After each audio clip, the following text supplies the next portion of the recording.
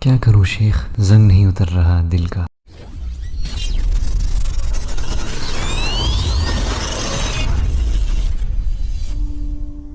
ایک بزرگ دریا کے کنارے دنیا سے قدرے ہٹ کر کٹیا میں رہتے تھے۔ ان کے پاس ایک نوجوان گیا جو حق کو تلاش کر رہا تھا۔ اس نے سوال کیا کہ شیخ بتائیے، بھلا قرآن پاک پڑھنے سے دل کا زنگ کیسے اترتا ہے؟ نوجوان نے پھر سوال کیا۔ جب تیسری مرتبہ اس نے یہی سوال کیا تو شیخ نے بیزارگی سے اسے جواب دیتے ہوئے کہا، جا وہاں کونے میں بالٹی پڑی ہے، اس میں سے کوئلے نکال کر رکھ دے اور قریب ہی دریا سے پانی بھر کر لا۔ نوجوان حد ادب کی وجہ سے اپنے سوال کے اس عجیب جواب پر پریشان ہوا، مگر احترام حائل تھا، لہٰذا خاموشی سے اٹھا اور بالٹی لے کر باہر دریا کے جانب روانہ ہو گیا۔ کوئلوں کی وجہ سے بالٹی باہر سے چمکدار اور اندر سے کالی تھی۔ جیسے ہی نوجوان نے دریا سے پانی لیا اور بالٹی اٹھا کر چلا تو اسے معلوم ہوا کہ بالٹی میں سوراخ ہے جن سے پانی کٹیا تک پہنچتے پہنچتے سارا بہہ گیا۔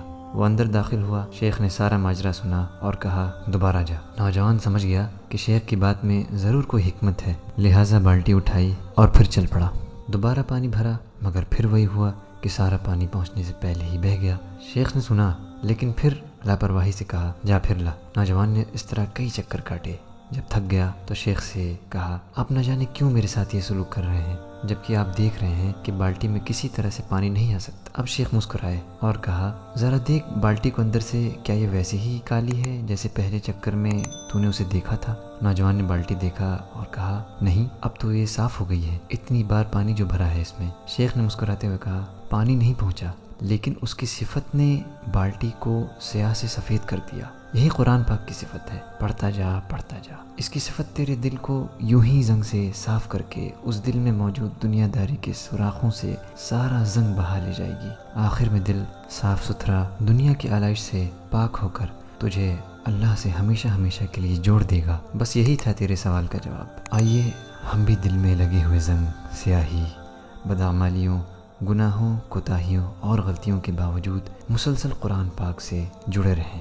الذين آمنوا وتطمئن قلوبهم بذكر الله ألا بذكر الله تطمئن القلوب۔